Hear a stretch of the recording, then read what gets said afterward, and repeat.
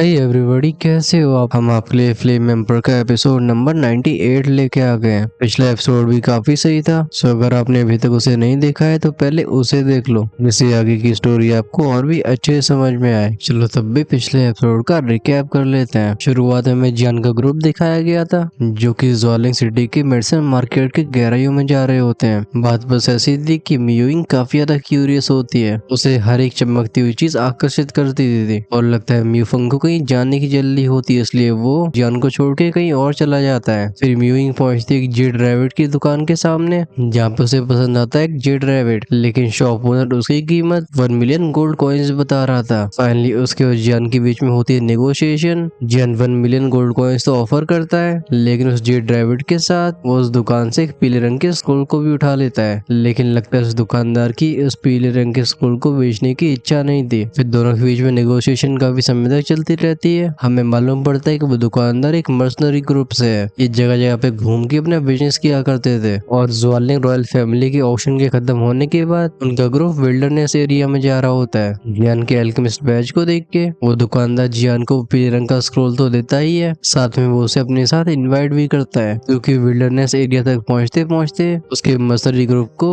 एक अच्छे एल्केमिस्ट की जरूरत होगी। इस ट्रांजैक्शन को खत्म करके जियान और ब्यूइंग थोड़ा सा ही आगे बढ़ पाए थे, तभी टूजिया फैमिली की मेंबर टूलिंग, जिसके साथ एक प्रोटेक्टर था, वो जियान में से कुछ अजीब सेंस करती है। इस वजह से उसे उलझने लगी थी। मामला वैसे काफी एस्केलेट हो जाता है। खैर आप उसके बारे में जानने के लिए देख सकते हो पिछला पार्ट। बाद में जियान अपने एल्केमिस्ट लेवल को दिखा के उस टूलिंग के प्रोटेक्टर से कई कीमती जड़ी बूटियों को ऐड लेता है। अब चलो आगे की स्टोरी हम यहाँ से कंटिन्यू करते हैं। सबसे पहले हमें दिखाई गई थी म्यूइंग। वो जियान से हंस के बोलते ही जियान, क्या तुम्हें डर नहीं है कि उस टूलिंग लड़की के ऊपर डकैती डालने की वजह से टूजिया फैमिली तुम्हें टारगेट करेगी। हालांकि ये बात सही थी कि उस लड़की का एटीट्यूड म्यूइंग को पसंद नहीं आया था, लेकिन अगर वो जियान की जगह पे होती तो उस लड़की को एक्सटॉर्ट करने की इतनी हिम्मत नहीं करती। आखिरकार वो ज्वालिंग सिटी के तो प्रोमिनेंट फोर्सेस में से एक होते हैं। वहीं पे अनएक्सपेक्टेडली जियान ने किसी भी चीज की परवाह न करके उस टूलिंग लड़की के प्रोटेक्टर से कई सारी मेडिसिन हर्ब्स को मांगा, और ये कोई ऐसी बस जड़ी बूटियां नहीं बल्कि वो मेडिसिन हर्ब्स होती हैं जिनसे एम्परर ग्रेड की मेडिसिन को रिफाइन किया जा सकता है। इनकी वैल्यू सच में एस्ट्रोनॉमिकल होगी। दुखी कॉन्टेंट में जियान ने जिस प्रिंसिपल को सीखा था वो उसे बताते हुए म्यूइंग से बोलता है, अगर वो मेरे रास्ते को नहीं रोकते तो मैं भी उनसे कुछ डिमांड नहीं करता। म्यूइंग कहती है, लेकिन मैं सोचा नहीं था कि तुम इतने स्किल्ड होगे, तुम एक्चुअली में पीक फर्स्ट ग्रेड के एम्पर अल्केमिस्ट हो। जियान कहता है तो बस लक की वजह से। वो नोटिस कर पा रहा था कि जब से उसने म्यूइंग की हेल्प करनी शुरू करी है, म्यूइंग की नजरों में उसके लिए एक अलग सी गर्माहट होती है। अभी लगता है म्यूइंग किसी चीज के लिए काफी हेजिटेट कर रही थी। वो फाइनली अपनी करेज को जुटा के जियान से कहती है, जियान क्या मैं तुमसे कुछ पूछ सकती हूँ। ये सुन के जियान के आगे बढ़ते कदम वहीं पर रुक जाते हैं। वो कहता है, क्या बात है। म्यूइंग उम्मीद से भरी निगाहों के साथ बोलती है, मुझे एक सेकंड ग्रेड एम्पर रैंक अर्थ चाहिए। जब तुम लेवल 2 एम्पर अल्केमिस्ट बनोगे तो क्या तुम उसे मेरे लिए रिफाइन कर सकते हो। ये सुन के जियान स्टार्टर्ड हो गया था। वो कहता है, एक सेकंड ग्रेड अर्थ पिल। वो जानता था कि ये टास्क हाल फिलहाल कंप्लीट नहीं होने वाला, भले ही वो फर्स्ट ग्रेड एम्पर रैंक के पीक पे पहुंच चुका हो, लेकिन तब भी उसके लिए सेकंड रैंक में ब्रेक थ्रू करना, इसमें काफी लंबा समय लग सकता है। कुछ सोचने के बाद जियान ने नॉड कर दिया था। बेसिकली ये था एक प्रॉमिस। ज्वालिंग इंपीरियल पॉइंट में जिस तरीके से म्यू ने उसे प्रोटेक्ट करने की कोशिश करी थी, इसने जियान को भी मूव कर दिया होता है। इस वजह से वो भी उसकी हेल्प करने के लिए तैयार था। म्यूइंग एक रिलीफ से भरी आवाज में कहती है, थैंक यू। म्यूइंग बहुत ही हल्की आवाज में कहती है, वो दर मेरा वेट करना, जैसे ही मुझे पिल मिल जाती है मैं तुम्हें ढूंढने के लिए अंडरग्राउंड पैलेस जरूर आऊंगी। मैं जानना चाहती हूँ कि तुम सच में वहीं पे हो। म्यूइंग की आंखों में इमोशंस के रिपल्स को देख के जियान कहता है, क्या तुम ठीक हो। और एक हल्की स्माइल के साथ बोलती है, मैं ठीक हूँ, बस मुझे कुछ खराब मेमोरीज याद आ गई थी। वो अपनी स्टोर में पहुंचते हुए बोलती है, रुको जरा, मैं तुम्हें पहले उस मेडिसिन बिल की प्रिस्क्रिप्शन देती हूँ। हालांकि उसके लिए कुछ ही हर्ब्स की जरूरत है, लेकिन मुझे काफी डाउट है कि वो हमें यहाँ पे मिल पाएंगे। ये सुन के जियान एकदम सरप्राइज हो गया था। आखिरकार हाई लेवल की मेडिसिन प्रिस्क्रिप्शन ये बहुत ही वैल्यूएबल होती है। लोग इन्हें एकदम खजानों की तरह गार्ड करते हैं, क्योंकि एक ही प्रिस्क्रिप्शन ही किसी भी फैमिली को अमीर बना सकती है। जियान हंस के बोलता है, म्यूइंग क्या तुम्हें डर नहीं है कि मैं तुम्हारे लिए कोई पिल रिफाइन नहीं करूंगा। ऐसा होने पे मुझे तुम्हारी प्रिस्क्रिप्शन फ्री में मिल जाएगी। म्यूइंग तुरंत अपने सिर को हिला के बोलती है, नो, क्योंकि तुम एक फेलो डिसाइपल हो। एक पल के बाद म्यूइंग के हाथ में एक सिल्वरी स्क्रोल फ्लैश हुआ था। वो इसे तुरंत ही जियान को दे देती है, लेकिन वो नोटिस नहीं कर पाती कि जियान के चेहरे पे समय काफी अजीब एक्सप्रेशन था। जियान फाइनली अपने सिर को हिला के मनी मन में कहता है ये म्यूइंग ये कुछ ज्यादा ही ट्रस्टिंग और इनोसेंट है। हिंदी में बोला जाए तो भोली या मासूम। जैसे ही उसने सिल्वर स्क्रोल को पकड़ा था, स्क्रोल के अंदर की स्पिरिचुअल स्ट्रेंथ को जियान भी फील कर पाता है। वो समझ जाता है कि ऐसे ओपन एरिया में से खोला नहीं जा सकता, क्योंकि स्क्रोल की वो पावरफुल फ्लक्चुएशंस कई खतरों को अपनी तरफ खींच सकती है। जियान कहता है चलो हम और आइटम्स को देखते हैं जिनकी शायद हमें जरूरत पड़े। ये क्या कि दोनों फिर से डीपर रीजन में चले जाते हैं। इस समय क्राउड काफी कम हो गया था। इस मार्केट एरिया में बस वही लोग मौजूद होते हैं जिनकी कीमती चीजों को खरीदने की औकात होती है। तभी अचानक से जियान के कान में घमंड से भरी आवाज आती है। एक दुकानदार कहता है, हे लड़के, अगर तेरे पास पर्याप्त स्वर्ण मुद्राएं हैं तो मैं तुझे गोस्ट एक्सोसिज्म सीरम दे दूंगा, मतलब लिक्विड। असल में ये जियान की तरफ नहीं बोला गया था, क्योंकि जब वो इस आवाज की तरफ मुड़ता है तो उसे म्यूफंग और एक और लड़का दिखाई देता है। ये दोनों दुकान के सामने से सेम आइटम को देख रहे थे और इन दोनों के बीच में होने वाली कन्फ्रंटेशन को वो दुकानदार काफी एंजॉय कर रहा होता है। म्यूफंग के ओपोनेंट की ऑरी को सेंस करके जियान की आंखें भी नैरो हो गई थी। वो कहता है ये कौन है? वो स्ट्रेंजर की बॉडी में से एक लेट से 5 स्टार दूधी का ऑरा सेंस कर पाता है। म्यूफंग उस दुकानदार से कहता है, ओल्ड मैन, क्या नियम ये नहीं है कि जो पहले आएगा उसे चीज पहले मिलेगी? मैंने पहले आके इस आइटम को खरीद लिया था और अब तुम अपने शब्दों से वापस लौट रहे हो, क्या ये शर्मनाक नहीं है? फिर सुनाई देती है उस वेंडर की आवाज। ये आवाज काफी स्मूथ, एकदम प्रैक्टिस थी। वो दुकानदार हंस के बोलते है, हे लिटिल फ्रेंड, ये बस एक मिसअंडरस्टैंडिंग है। जोन सेंटियन, यहाँ पे गोस्ट वर्ल्ड के कई गेट्स मौजूद हैं। यहाँ पे गोस्ट एक्सोसिज्म लिक्विड जैसी चीजें काफी ज्यादा वैल्यूएबल मानी जाती हैं। ये सुन के म्यूफंग का चेहरा और भी डार्क होने लगता है। उसकी बॉडी से उसकी ब्लू दूध की रिलीज होने लगी थी। म्यूफंग कहता है, भले वो वैल्यूएबल हो, लेकिन एक बात तो साफ है कि इस पदार्थ की कीमत 20 लाख स्वर्ण मुद्राओं से ज्यादा नहीं है। तो हमसे बस और भी पैसा ऐडना चाहते हो? ये सुन के वेंडर फिर से हंसने लगता है। उसके चेहरे के एक्सप्रेशन सेम रहे थे। वो कहता है, यहाँ पे सबसे हाईएस्ट वेट करने वाला जीतता है। ये सुन के म्यूफंग एकदम आग बबूला हो गया था। वो चिल्ला के बोलता है, लालची बुड्ढे। जैसे उसके बगल में बंदे ने 4 मिलियन बोला था, पीछे से एक शांत और कॉन्फिडेंट आवाज आती है। वो आवाज कहती है, मैं इसके लिए तुम्हें 5 मिलियन दूंगा। ये आवाज और किसी की नहीं बल्कि जियान की थी। जियान का हाथ होता है म्यूफंग के कंधे पे।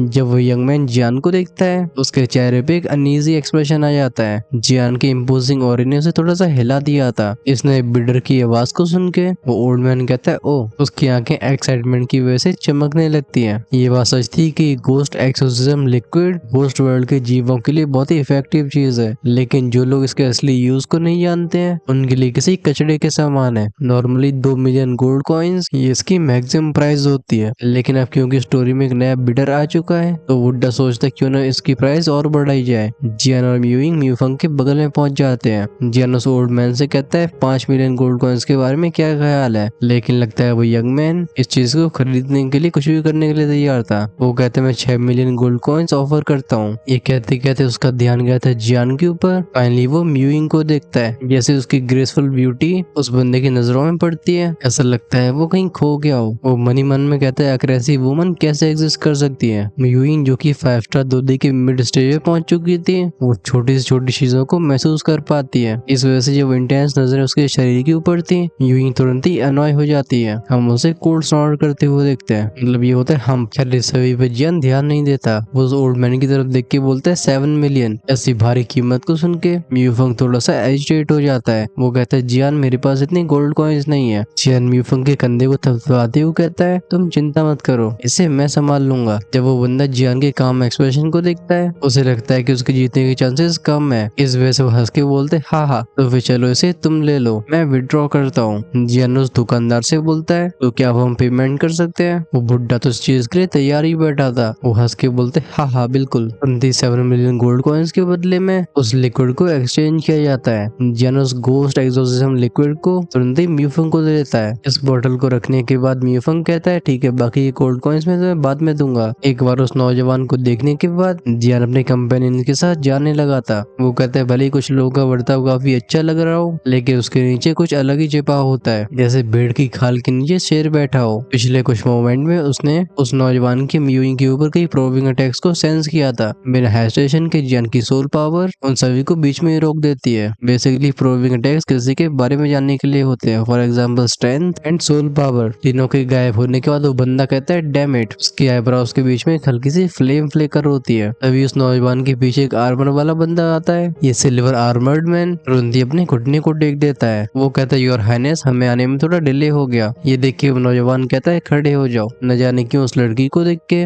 मेरे अंदर की फ्लेम एजिटेट हो गई है। मैंने ऐसे ब्यूटी कभी नहीं देखी। इस नौजवान की बातों में हिंट्स छिपे हुए होते हैं। वो सिल्वर आर्मर्ड मैन उन्हें तुरंत ही पहचान लेता है। वो कहते हैं योर हाइनेस ऑक्शन कल से शुरू होगा, इस वजह से हम आज रात को एक्शन ले सकते हैं। वो नौजवान कहता है हमें पहचाना नहीं जाना चाहिए। इन दोनों के गायब होने के बाद इस जगह पे एक और फिगर अपीयर होता है। उसकी नजरें जाती हुई इन दोनों के ऊपर होती हैं। भले इस फिगर ने बेकारी जैसे कपड़े पहन रखे हो, लेकिन इसका ऑरा कुछ और ही कह रहा था। साफ तौर पे एक बहुत ही पावरफुल एक्सपर्ट है जिसने अभी वेश बदल रखा है। वो बेकारी जैसे कपड़ों वाला व्यक्ति कहता है इंटरेस्टिंग, ज्वालिंग रॉयल फैमिली का थर्ड प्रिंस ज्वानमू और एक स्किल्ड गोस्ट एक्सोर्सिस्ट, ये कॉम्बिनेशन काफी अच्छा है। इस फिगर के पीछे होता है एक यंग मैन जिसके पूरे शरीर में से नोबिलिटी से भरा ऑरा झलक रहा था। वो नौजवान रिस्पेक्टफुल आवाज में कहता है ओल्ड जुओ, लगता है रेगिस्तान में इस बार काफी एक्साइटिंग चीजें होने वाली हैं। अभी उस ओल्ड फिगर जिसका नाम ओल्ड जुओ था, उसकी नजरें जियान के ग्रुप को तलाश कर रही थी। वो कहता है स्वांशन, तुम ज्वालिंग रॉयल फैमिली के फोर्थ प्रिंस हो, तब भी तुम्हें डेजर्ट एरिया जैसी खतरनाक जगहों पे क्यों जाना है। स्वांशन रॉयल फैमिली का फोर्थ प्रिंस एक स्माइल के साथ बोलता है मुझे ज्वालिंग रॉयल पैलेस एक जेल जैसा लगता है और बाहरी दुनिया इतनी आकर्षक है कि मुझसे रहा नहीं जाता।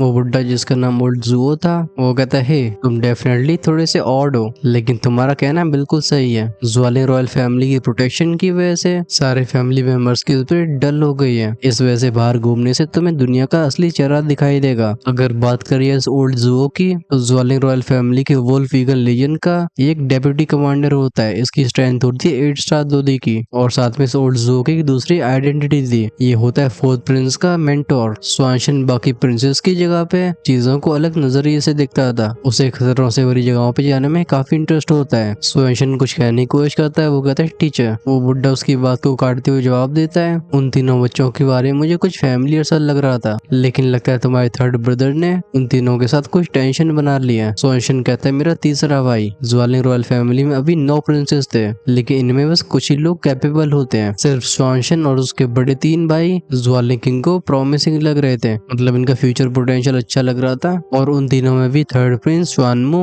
वो काफी लो की होता है। वो ओल्डजू कहता है तुम्हें डेजर्ट एरिया के बारे में कैसे मालूम पड़ा। इसके जवाब में स्वांशु बोलता है उसके बारे में ब्लड ब्लेड मर्सनरी ग्रुप ने पोस्ट किया था। ये कहते कहते उसकी आंखों में एंटिसिपेशन की लाइट जल रही थी। आखिरकार उस डेजर्ट रीजन को एक डेड जोन करार दिया गया है और स्वांशु को उसे एक्सप्लोर करने में काफी ज्यादा इंटरेस्ट है। ओल्डजू कहते हैं ब्लड ब्लेड मर्सनरी ग्रुप, उनका लीडर एक 7 स्टार दूधी एक्सपर्ट है। इस मर्सनरी ग्रुप के रिश्ते ज्वालिंग रॉयल फैमिली के साथ कुछ खास अच्छे नहीं है, लेकिन अगर हम ध्यान से प्लान करते हैं तो हम चुपचाप से उनमें शामिल हो सकते हैं। ये सुन के स्वांशु तुरंत ही खुश हो जाता है। वो हाथ कप करके बोलते हैं मास्टर आपका बहुत बहुत धन्यवाद। वो बुड्ढा ओल्डजू अपने हाथ को वेव करके बोलता है ठीक है चलो कल के ऑक्शन के लिए प्रिपेयर किया जाए, कल का दिन डेफिनेटली एक्साइटिंग होगा। सीन शिफ्ट होता है जियान और म्यूइंग के एरिया की तरफ। जियान कहता है पता नहीं क्यों, लेकिन मुझे उस बंदे का ऑरा काफी फेमिलियर लग रहा था। ये डेफिनेटली अजीब बात है क्योंकि इससे पहले मैं उसे कभी नहीं मिला हूँ। यूइंग भी कुछ सोचने के बाद सीरियस एक्सप्रेशन के साथ बोलती है मैं भी उसे फील कर पा रही थी, ऐसा लगता है उसमें एक फ्लेम का सेंट मिला हो। उस बंदे के बारे में कुछ और देर सोचने के बाद जियान कहता है चलो अभी उसके बारे में भूल के हम कल के ऑक्शन में फोकस करते हैं। इस समय ज्वालिंग रॉयल फैमिली की टेरिटरी में थे और जियान को लगता है कि जिससे उसका सामना हुआ था उसके पास पावरफुल बैकिंग है, वरना जियान की पावरफुल स्पिरिचुअल स्ट्रेंथ के साथ जियान को उस बंदे की और भी डिटेल्स मालूम होनी चाहिए थी। लेकिन लगता है कई कीमती ट्रेजर्स उस बंदे को जियान के सोल परसेप्शन से बचा रहे थे। जियान कहता है चलो जल्दी चलते हैं, मुझे लगता है ये मेडिसिन मार्केट बंद होने वाला है, उम्मीद है कि उससे पहले हमें कुछ जरूरी मिल पाए। सीन दिखाया जाता है कुछ देर के बाद का। जियान को कई अच्छी चीजें मिली होती हैं। वो एक फल की तरफ देख के बोलता है बिंगरुई सोल फ्रूट, इसे कुछ जड़ी बूटियों मिला के क्रश कर दो, फिर इसे मिलाओ नहाने वाले पानी में। उस पानी में सोक करने से सोल पावर इंक्रीज हो सकती है। बस बात ऐसी होती है कि इसे बस एम्पर लेवल की सोल स्ट्रेंथ वाले इस्तेमाल कर सकते हैं। मैं जो कि मॉर्टल लेवल पे पहुंच चुका हूँ उसके लिए चीज बिल्कुल यूजलेस है। फिर उसका ध्यान जाता है एक और चीज पे, वो कहते हैं वो ये क्या एक फ्लेमिंग स्टोन है, मैंने सुना है वोल्केनिक एरिया में से बनने के लिए 10 साल लग जाते हैं और इसकी इंटेंसिटी को देख के ऐसा लग रहा है जैसे हजारों साल पुराना हो। जिस तरीके से जियान एक के बाद एक चीजों को रिकॉग्नाइज कर रहा था, दोनों म्यूफंग और म्यूइंग उसे एनवी के साथ देखते हैं। इस मेडिसिन मार्केट में दुनिया के हर तरीके के ट्रेजर्स मौजूद थे। कुछ चीजें तो इतनी ज्यादा रेयर होती हैं कि नॉर्मली इनके बारे में सुनना भी पॉसिबल नहीं होता। इन लोग मार्केट की और भी गहरी जगहों में जाते हैं। हालांकि इन्हें काफी कीमती ट्रेजर्स दिखाई दे रहे थे, लेकिन अब तक जियान को कोई ऐसी चीज मिली नहीं होती जो कि उसके लिए एक रियल हेल्प बन सके। फाइनली फ्रस्ट्रेट होकर तीनों लोग वापस जाने का सोचते हैं। म्यूइंग साई करके बोलती है जिन जड़ी बूटियों की मुझे जरूरत है मैं उन्हें यहाँ पे ढूंढ नहीं पा रही हूँ। जियान अपनी वॉइस से उड़ के बोलते अच्छा अभी मैं एक सेकंड लेवल का एम्पर एल्केमिस्ट नहीं बन पाया हूँ तो फिर तुम इतनी जल्दबाजी क्यों कर रही हो। एम्पर ग्रेड एल्केमिस्ट की सेकंड रैंक में ब्रेक थ्रू करने के बाद तुम उन आइटम्स को इकट्ठा करना शुरू कर सकते हैं। वैसे तुम्हारे पास कौन कौन से आइटम्स रह गए हैं। म्यूइंग कहती है मेरे पास ज्यादातर आइटम्स मौजूद हैं बस कमी है 3 चीजों की। ये है heavenly soul human fruit, ritual essence और 10,000 साल पुराना स्नो लोटस हार्ट। मतलब म्यूइंग ने काफी काम एक्सप्रेशन के साथ ये शब्द बोले हो लेकिन इन्हें सुन के जियान का मुंह डब्बे की तरह खुला रह जाता है। जियान कहते हैं हेवली सोल ह्यूमन फ्रूट कहा जाता है कि सोल पावर के लिए बहुत ही अच्छा बूस्टर है। लोग कहते हैं कि इसका इस्तेमाल करने से इंटेलिजेंस को भी बढ़ाया जा सकता है, इससे दिमाग की प्योरिटी और इनोसेंस वापस आ सकती है। लेजेंड्स के हिसाब से heavenly soul human fruit angels के द्वारा इंसानों को दिया हुआ एक तोहफा था। बात बस ऐसी है कि इंसानों के पास भी इस चीज को बहुत कम बार देखा गया है क्योंकि इस हेवली सोल ह्यूमन फ्रूट को ग्रो होने के लिए 2 प्यार करने वाले लोगों के खून और एसेंस की जरूरत होती है। कुछ लोगों का कहना है कि इस पौधे को पनपने के एंजल क्लैन के पास कुछ यूनिक मेथड्स हैं लेकिन उनसे इस चीज के बारे में कोई पूछ नहीं सकता है। जियान कहते हैं जहाँ तक बात रही स्पिरिचुअल एसेंस की तो ये सोल पावर का वो एसेंस होता है। भले ही हेवन सोल ह्यूमन फ्रूट जितना रेयर ना हो तब भी इसे ढूंढना एक चुनौती होगी। इस स्पिरिचुअल एसेंस को एक बीस्ट गार्ड करता है जिसका नाम होता है सोल नाइटमेयर। इस बीस्ट की स्पिरिचुअल स्ट्रेंथ बहुत पावरफुल होती है। ये कहा जा सकता है कि सोल एसेंस और वो स्पिरिचुअल बीस्ट दोनों एक दूसरे से जुड़े हुए हैं। जहाँ जहाँ पे स्पिरिचुअल एसेंस मिलेगा सोल नाइटमेयर बीस्ट वहाँ पे जरूर होगा। अब तक सोल नाइटमेयर बीस्ट को कोई भी कैप्चर नहीं कर पाया है। कहा जाता है कि बीस्ट बहुत ही इल्यूसिव और मिस्टीरियस होते हैं। जियान आखिर में बोलते हैं फाइनली 10,000 साल पुराना स्नो लोटस हार्ट ये डेडली ऐसी जगह पे ही पाया जाता है। वो कहते हैं ऐसी जगह पे सिर्फ बहुत ही पावरफुल लोग जा सकते हैं। कहा जाता है कि स्नो लोटस हार्ट से किसी की बॉडी को डिगे होने से रोका जा सकता है। भले ऐसा टेम्परेली किया जा सके लेकिन तब भी किसी जादू से कम नहीं है। इस समय जियान के चेहरे पे काफी अजीब एक्सप्रेशंस थे। हालांकि इन सभी चीजों के बारे में बेसिक इन्फॉर्मेशन उसे अपने मास्टर तोशी एंशिएंट गॉड की किताबों से मिले होते हैं लेकिन स्टोरी में कोई ऐसा रास्ता नहीं बताया गया था जिस पे चल के इन चीजों को हासिल किया जा सके। जब जियान इन 3 मिसिंग इंग्रेडिएंट्स के बारे में सुन के अपने चेहरे पे ऐसा शॉक्ड एक्सप्रेशन लाया था म्यूइंग ये देख के काफी कंफ्यूज हो गई होती है। वो पूछती है जियान क्या तुम ठीक हो। जियान कहता तुम पूछ रही हो क्या मैं ठीक हूँ। वो फाइनली 2 दिन गहरी सांसें भरता है। जियान कहता है क्या तुम जानती हो कि जिन इंग्रेडिएंट्स की तुमने बात करी है वो कितने ज्यादा रेयर हैं। इन चीजों के ज्वालिंग सिटी में ढूंढना ही सिर्फ मुश्किल नहीं होगा बल्कि अगर इन्हें पूरे ज्वालिंग कॉन्टिनेंट में भी ढूंढा जाए तब भी कोई श्योरिटी के साथ नहीं कह सकता है कि मिल ही जाएंगे। ये सब होने के बाद भी म्यूइंग के चेहरे का एक्सप्रेशन एकदम काम होता है। जियान को ऐसे बर्ताव करते हुए देख म्यूइंग के चेहरे पे स्माइल आ गई होती है। वो कहती है हाँ मैं इनके बारे में क्लियरली नहीं जानती हूँ और मैं भी सेंस कर पा रही हूँ कि वो काफी रेयर होंगे लेकिन हमारे पास समय बचा हुआ है। हो सकता है ये कल हमें ऑक्शन में ही मिल जाए। जब जियान म्यूइंग को देखता है उसे जुन्नर की याद आ जाती है। जियान कहता है चलो वापस चला जाए। इस बात पे म्यूइंग और म्यूफंग भी एग्री कर लेते हैं। दोनों अपने इन में वापस लौट आए थे। आते आते म्यूफंग कहता है काफी अजीब बात है म्यूइंग को जो भी इंग्रेडिएंट्स चाहिए वो सभी सोल से रिलेटेड है। आगे बढ़ रहे तीनों ये नोटिस नहीं कर पाते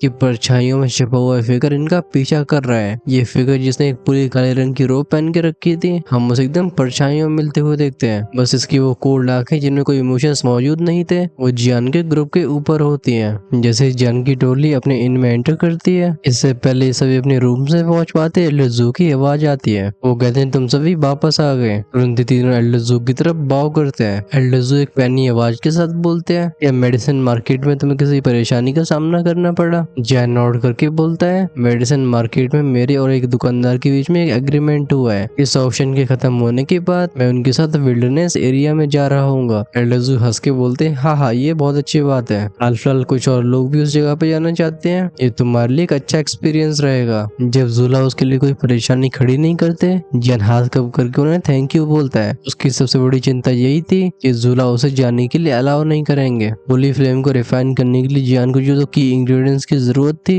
वो अभी मिसिंग है। जैसी उन दोनों इंग्रेडिएंट्स की रेयरिटी होती है उसे डाउट था कि वो दोनों जॉन सेंटिन में मिलने वाले हैं। इस वजह से वो चीजों को बाहर जाके ट्राई करना चाहता था। अभी म्यूफंग के चेहरे पे भी हेजिटेशन मौजूद थी। इसे नोटिस करके एल्डरजू कहते हैं तुम चिंता मत करो हमारा फैक्शन पवेलियन बाकी के सेक्ट्स जैसा नहीं है। हम अपने डिसाइपल्स के ऊपर ज्यादा बंदिशें नहीं डालते हैं। आखिरकार सोने को चमकने के लिए तपने की जरूरत होती है और सेक्ट के बाहर जाके चीजों का एक्सपीरियंस करना ये भी उसका एक हिस्सा है। तीन लोग कहते हैं हम समझ गए। तभी एल्डरजू को कुछ याद आता है। वो कहते हैं बाय द वे तुम इस बार किस ग्रुप के साथ जा रहे हो? जियान याद करता है उस नाम को जिसके बारे में उस वेंडर ने बताया था। वो कहता है आई थिंक उसका नाम ब्लड ब्लेड मर्सनरी ग्रुप है। ये सुनकर लिजू की आंखें फ्लैश होती हैं। वो कहते हैं O blood blade mercenary group, ठीक है उनके साथ जाया जा सकता है। हमें कल के ऑक्शन के लिए भी तैयार रहना होगा, इस वजह से तुम तीनों को अब रेस्ट करना चाहिए। कल मैं तुम तीनों को जॉन सेंडिन के असली ग्रेंजर को दिखाऊंगा। इन आखिरी शब्दों के साथ एल्डेजू का फिगर यहाँ से गायब हो जाता है। तीनों एक दूसरे को देखने के बाद अपने अपने रूम्स की तरफ जाने लगे थे। तभी जियान म्यूइंग को रोक के बोलता है, वो कहता है तुम्हें केयरफुल रहना होगा। न जाने क्यों लेकिन जियान को उस नौजवान के बारे में काफी बुरी फीलिंग आ रही थी, खासकर उसकी म्यूइंग के ऊपर नजरें वो काफी अजीब होती हैं। भले जियान की बस एक फीलिंग हो, लेकिन इतने सालों के एक्सपीरियंस के साथ जियान अब धोखा नहीं खा सकता। इस चेतावनी को सुन के म्यूइंग की आंखें थोड़ी सॉफ्ट हो जाती हैं। वो कहती है मैं डेफिनेटली अपना ध्यान रखूंगी। जाते हुए म्यूइंग को देखते हुए जियान कहता है आई होप ये बस मेरी इमेजिनेशन है। ये कह के वो अपने कमरे में लौट गया था। अपने बेड पे बैठ के जियान एंशिएंट रूलर को अपने बगल में रख लेता है। तभी हम जियान के सामने लोंगी के फिगर को मेटेरियलाइज होते हुए देखते हैं। लोंगी जियान को चेतावनी देते हुए बोलते हैं जियान पास में मैं कई ऑब्सक्योर औरों को सेंस कर पा रहा हूँ। इनमें से कुछ काफी पावरफुल हैं, क्योंकि गोल्डन डैगिंग के ट्रेनिंग स्टेट में एंटर करने के बाद जियान की सेफ्टी की सारी जिम्मेदारियां लोंगी के कंधे पे आ गई थी। वो हमेशा जियान के आसपास की चीजों को सेंस करते रहते थे। लोंगी जानते थे कि अगर जियान को कुछ भी हो जाता है तो सिर्फ वो ही नहीं बल्कि गोल्डन डैगिंग भी खतरे में आ सकते हैं। एक हल्की सी नोट करने के बाद जियान हैंडसीज को चेंज करता है। तुरंत ही इस कमरे को एक स्पिरिचुअल बैरियर ढक लेता है। अब बिना जियान की परमिशन के कोई भी इस कमरे के अंदर की चीजों को देख नहीं सकता था। जियान पूछता है लोंगी क्या तुम्हें डर लग रहा है? उसे मालूम पड़ा था कि लोंगी एक समय पे ट्रू दोशियन पावर हाउस थे।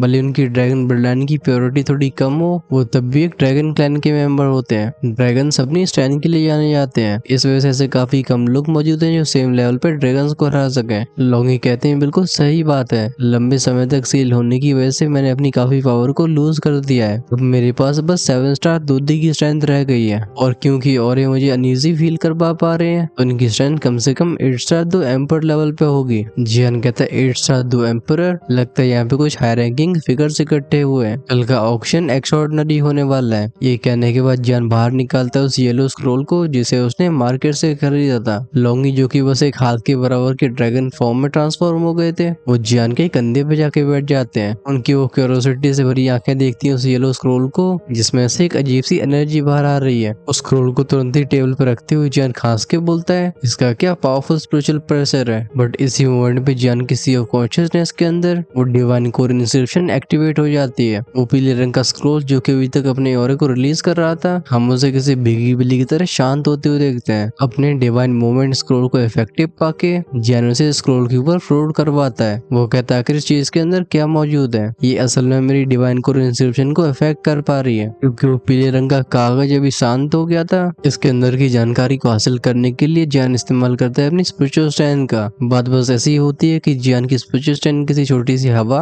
और स्क्रोल एक पहाड़ लग रहा था, वो इसे बिल्कुल हिला नहीं पाता। फ्रस्ट्रेटेड होकर जियान अपनी सोल पावर को वापस ले लेता है। वो अपनी हथेली के ऊपर सफेद रंग की आग की गोली को इकट्ठा करता है जिससे इस कमरे में एक इंटेंस हीट फैल जाती है। फाइनली वो फ्लेम स्क्रोल को ढक लेती है। ये मामला चलता रहता है करीब 10 मिनट के लिए। 10 मिनट से लगातार रिफाइन करने के बाद भी अब तक उस स्क्रोल में कोई बदलाव नहीं आया होता। जब उसकी फ्लेम्स भी स्क्रोल को एक्टिवेट नहीं कर पाती, जियान उन्हें वापस बुला लेता है। लेकिन लगता है उसकी रिफाइनिंग इतनी इनफेक्टिव भी नहीं थी जितना वो सोच रहा था, क्योंकि जैसे ही जियान अपनी फ्लेम वापस ली थी उसकी डिवाइन कोर इंस्क्रिप्शन फिर से ट्रेम्बल होती है। उसमें से एक हल्की सी रोशनी बाहर आने लगी थी। ये देख के जियान अपने हाथ को आगे बढ़ा के उस स्क्रोल को ध्यान से टटोलने लगता है। इसके ऊपर से अपनी उंगलियों को सहलाने से उसे इसका स्ट्रक्चर काफी अनइवन लगता है। ऐसा लगता है स्क्रोल की सतह के ऊपर कई पहाड़ों और पेड़ पौधों की नक्काशी करी गई है। वो कहता है क्या ये एक माउंटेन रेंज है? तभी लोंगी जो कि जियान के कंधे बैठे होते हैं उन्होंने कुछ नोटिस कर लिया होता है। वो कहते हैं नहीं ये एक माउंटेन रेंज नहीं है, मुझे चीज काफी जानी पहचानी लग रही है। वो कहते हैं तुम अपनी मेंटल पावर का इस्तेमाल करो। बिना हेजिटेशन के जियान अपने निवान पैलेस को एक्टिवेट करता है। मेंटल पावर का एक हल्का सा थ्रेड स्क्रोल को छूने के लिए आगे बढ़ता है। वो अपनी उंगली को आगे बढ़ा के बोलता है गो। फटाक से उसकी मेंटल स्ट्रेंथ स्क्रोल के अंदर एंटर कर जाती है। ये चीज जो कि काफी लंबे समय से अनरिस्पॉन्सिव होती है हमें से इंटेंसली ग्लो करते हुए देखते हैं। जियान कहता है क्या ये काम कर गया? लेकिन लोंगी उसकी सारी उम्मीदों को क्रश कर देते हैं। वो कहते हैं इतनी जल्दी खुश मत हो, और लगता है उनका कहा बिल्कुल सही था, क्योंकि स्क्रोल काफी जल्दी फिर से शांत हो गया होता है। लेकिन लगता है इंटेंस लाइट जियान को कुछ बता चुकी थी। वो कहता है ये कैसे पॉसिबल हो सकता है? उस रोशनी के अंदर जैसे जियान ने भी कुछ जाना पहचाना महसूस किया था। ये लाइट होती है उन स्क्रोल्स की जिन्हें उसने एल्डर जू के कमरे में देखा होता है। लॉन्गी कहते हैं तुम्हारी मेंटल स्ट्रेंथ काफी कमजोर है। वो रियलाइज करते हैं कि जियान की मेंटल स्ट्रेंथ ने स्क्रोल को एक्टिवेट तो कर दिया था, लेकिन स्क्रोल के अंदर की चीज को बाहर निकालने के लिए उसकी मेंटल स्ट्रेंथ पर्याप्त नहीं थी। जियान कहता है तो कमी मेरी तरफ से है, मुझे अपनी मेंटल पावर को बढ़ाना होगा। किसी भी बैटल फॉर्मेशन मास्टर की नींव मेंटल पावर होती है, उसके बिना वो बैटल फॉर्मेशन को एक्टिवेट नहीं कर सकता है। जियान को लग रहा था कि अगर अपनी फाइटिंग स्ट्रेंथ को बढ़ाना चाहता है तो उसे अपनी मेंटल स्ट्रेंथ पे काफी ज्यादा ध्यान देना होगा। एक नई डिटर्मिनेशन के साथ जियान को ट्राई करने के लिए तैयार हो जाता है। इस बार वो अपनी मेंटल स्ट्रेंथ को सबसे पहले भेजता है अपने डिवाइन कोर इंस्क्रिप्शन में। वो कहता है आई होप तुम मुझे इस बार फेल नहीं करोगे। फिर उसने अपनी डिवाइन कोर इंस्क्रिप्शन को उस स्क्रोल की तरफ आगे बढ़ा दिया था। उसकी डिवाइन कोर इंस्क्रिप्शन उस स्क्रोल के ऊपर जाके फ्लोट करने लगती है। कुछ पलों के बाद उसकी कोर इंस्क्रिप्शन में से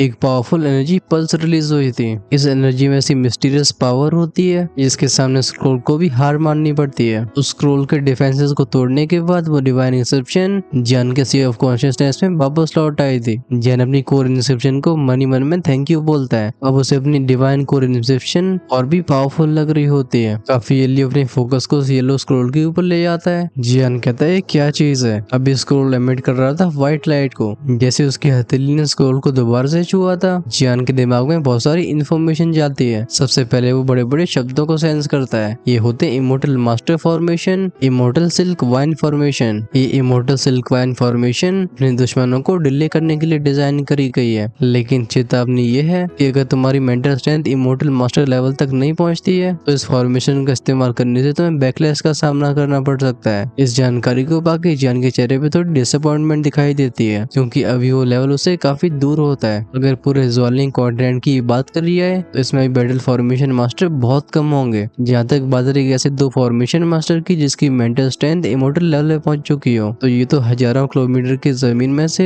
एक पतली सी सुई को ढूंढने जैसा होगा। ये लेवल जियान से भी बहुत दूर है। वो खुद से बोलता है कि क्या परेशानी से भरी चीज है। साथ में उसकी उंगली के ऊपर एक मिल्की वाइट फ्लेम जलने लगती है। तुरंत ही उसकी उंगली छूती है स्क्रोल को। वो अपनी पूरी पावर का इस्तेमाल करके स्क्रोल को जला के राख करना चाहता था। जैसे जैसे फ्लेम उस स्क्रोल को कंज्यूम करती है, इसमें से चमकती हुई रोशनी का फुब्बारा बाहर आया था। इस लाइट क्लस्टर के अंदर एक मैसेज होता है। ये मैसेज होता है फेटेड वन, इस सिल्क वाइन फॉर्मेशन का इस्तेमाल करने के लिए तुम्हें इमोर्टल मास्टर लेवल की मेंटल स्ट्रेंथ की जरूरत नहीं है। ये फॉर्मेशन तुम्हारी मेंटल स्ट्रेंथ के साथ ग्रो होगी। ये शब्द जियान का ध्यान फिर से खींच लेते हैं। वो आगे पढ़ता है। आगे लिखा हुआ होता है ये इमोर्टल सिल्क वाइन फॉर्मेशन भले ही काफी डेलिकेट लगती हो, असल में बहुत ही ड्यूरेबल होती है। तुमसे हाई लेवल की कल्टीवेशन का अपोनेंट भी अपने आप को इस फॉर्मेशन से निकालने में समय बताएगा। इस फॉर्मेशन के लिए तुम्हें पहले फॉर्मेशन पैटर्न्स को कंडेंस करना होगा। जितने ज्यादा फॉर्मेशन पैटर्न्स होंगे, फॉर्मेशन की स्ट्रेंथ उतनी ज्यादा बढ़ जाएगी। और तुम कितने ज्यादा फॉर्मेशन पैटर्न्स को कंडेंस कर सकते हो ये तुम्हारी मेंटल स्ट्रेंथ पे डिपेंड करेगा। जैसे ही तुम फॉर्मेशन पैटर्न्स को कंडेंस करते हो, इस फॉर्मेशन को बनाना तुरंत ही शुरू किया जा सकता है। फिर ये हमेशा हमेशा के लिए तुम्हारी कंट्रोल में आ जाएगी। जन इस पूरी इन्फॉर्मेशन को ध्यान से बचाता है। अब उसे इस इमोर्टल सिल्क वाइन फॉर्मेशन की